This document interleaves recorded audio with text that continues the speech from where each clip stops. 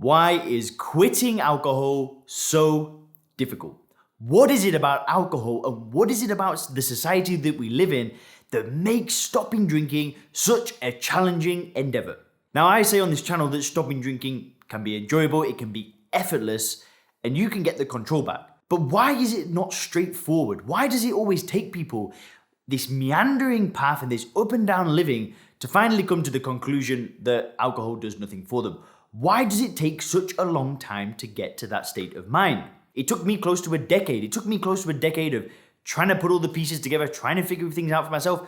But why did it have to take so long? Why could I not have just gone, the first time I tried alcohol, I realized, well, this sucks. Why couldn't I have just gone like that? Boom, finished, done, never doing that again. The phrase of having just one drink, why could I not have just had one drink and then never drank again? Why did I have to go on this crazy journey of these huge peaks and these huge troughs, and why did it have to be like that? Well, that's what I want to explain to you in this video.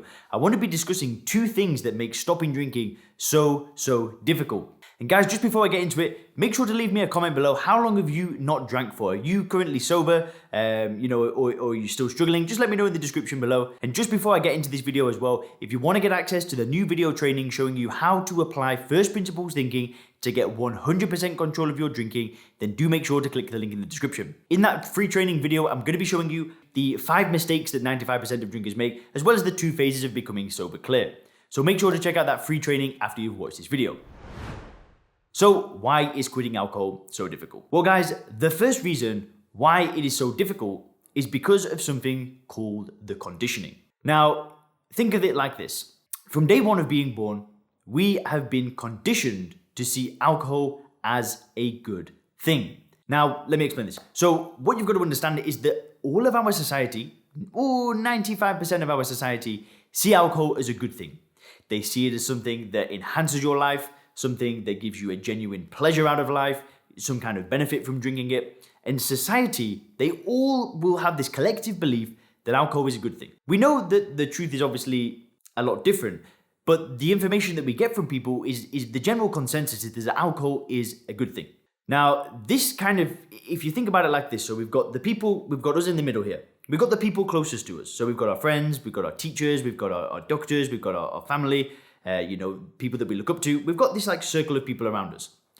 Most of those people see alcohol as a good thing.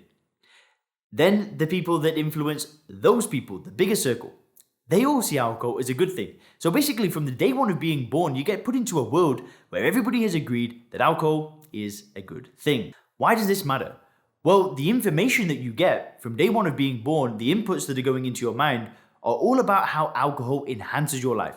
When you're 18, it's a great day because you're finally allowed to drink alcohol. Well, in England, when you turn 18, and I even remember the very first thing that I did on my 18th birthday was I went to a pub and bought a beer at midnight. And a lot of 18-year-olds do that. An 18-year-old birthday party is always filled with alcohol. Why? Because we've been led from day one of being born to think that that's what adults do. It's a good thing. It's something that's going to do so much good in your life.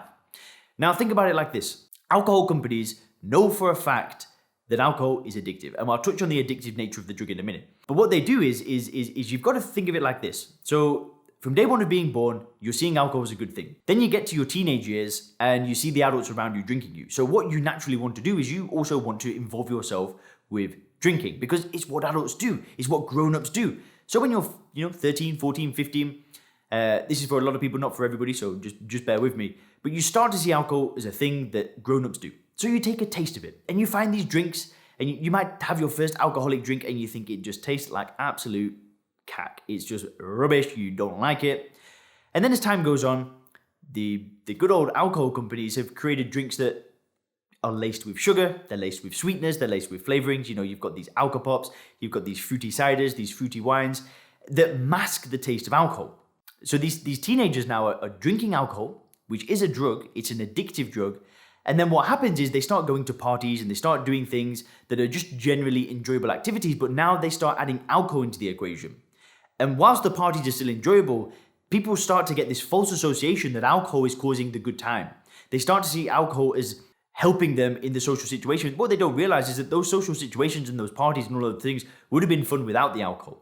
but they start to get this association in their mind. So then when they get to 18, they think, well, so far alcohol has been a great thing. It's been something that has given me a good time. So now I want to drink it on my birthday. And the sad thing is that people never question this. They never sit down, they never look at things and never go, is this really true? They never do first principles thinking. They never try to logically look at things. They don't look at the reality of what is actually going on. And then when they do try to stop, well, what do? Well, they go to the same people that were basically informing you that alcohol was always a good thing. They say, well, how do I stop drinking? And then this is the crazy thing is these people then start giving us information. These people then start saying, have you tried therapy? And then you go to the therapist and the therapist drinks. Or have you tried using willpower? Have you tried moderation? Have you tried cutting down yet? Maybe you need to go to AA. Maybe you need to check yourself into rehab. Maybe you're powerless. Maybe you've got an addictive personality.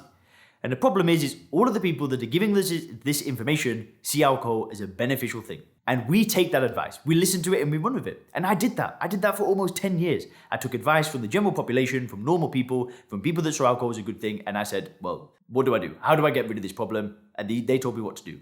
And guess what? I got stuck in the same cycle for about 10 years. These peaks and these troughs, and it was just chaos.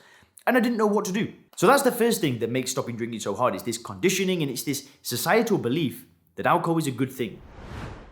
Now, the second thing is the nature of the addiction itself. So you've got to think about it as kind of like a routine that people go through. So you've got, a very busy person. Maybe they're a doctor. They might be a lawyer. They might have run a small business. They might be working in software engineering. They've got a very, very busy life. And it's stressful. Naturally, these kind of careers can lead to a lot of stress, a lot of responsibility, and they have a stressful life. And you've got to think about it like this. So this individual wakes up first thing in the morning. They drank the night before, they wake up in the morning and they've got a bit of a hangover. They're not feeling 100%, feel a bit sick. They skip their breakfast, they run away, they go to work, and they're like, their stomach's not feeling good, their energy's a bit low, and they get through the day and they say to themselves, right, that's it. I'm not going to drink anymore. This is doing nothing for me. They've kind of got over the illusion of it being a good thing. Like I explained in the conditioning, people get to a point where they're like, this clearly isn't serving me anymore, but they still have done it for the past 10 years, 20 years, 30 years, however long it is. They've still done it, even though they realize that it's not a good thing. Now, what happens to this individual is they get to the afternoon, the hangover kind of wears off, but then all of a sudden, they start thinking, wouldn't it be nice to have a drink right now? And they're feeling a bit agitated, things don't feel that good. And they feel like a bit stressed and a bit anxious and a bit on edge. And all of a sudden, that voice in the head that said, you're not going to drink anymore, well, it's gone now. It's quietened down. And now you're feeling a bit agitated. And the first thing you think about is a drink. A drink is going to help you relax. A drink is going to help you relieve stress. But what people don't realize is that feeling of agitation is the cause of the drinking in the first place. So what we've had this life of conditioning that's all kind of led up to this point of where we get to this point where then we feel these feelings of discomfort, and the only way that we can address those feelings of discomfort is through consuming alcohol. And this is the cycle that keeps people stuck for 10, for 20, for 30 years, and a lot of people will go through their entire lives without even realizing that they're actually addicted to a drug. They might get to 70 years of age, never really realize that they were actually addicted to something, and they look back at their life and they're like, dude, I've drank every single day for my whole life. And they don't realize what was going on. And that's why I'm making these videos, to kind of help you bring awareness to what is going on. So these are the two things that make stopping drinking so difficult. It's not understanding that you're controlled by a drug and also not bringing awareness to the conditioning. There are obviously other factors that make stopping drinking difficult, but it's these two things that kind of block so many people. They stop you from taking action, they stop you from making progress, and most people don't even notice it. They don't notice the conditioning and they don't notice the craving. So that's why I wanted to make this video. I wanted you to bring some awareness to these things. And I want you to now, whilst you're going through your day, whilst you're going through your life, I want you to start bringing awareness to these two things. I want you to bring awareness to the conditioning. I want you to start listening to conversations and being aware, not buying into what people are saying. Start looking at the marketing, start looking at the media and see what it's portraying. And the second thing I want you to do is I want you to really listen to that craving, listen to that voice and see what is going on. Because the great thing is when you remove alcohol, you don't need to drink anymore because there's no craving anymore. When you remove alcohol, think about it like this. You remove the alcohol and the feeling of discomfort goes. So you just don't want to drink anymore. And I know it sounds crazy, I know it sounds hard to believe, but those two things really will make a difference in your life. When you understand those things, it's a game changer. And again, guys, like I said, don't forget to get that first principles thinking training in the description below. And if you click the videos on the screen now, you can learn more about the 4 stages of stopping drinking, as well as the stop drinking timeline. Thanks a lot.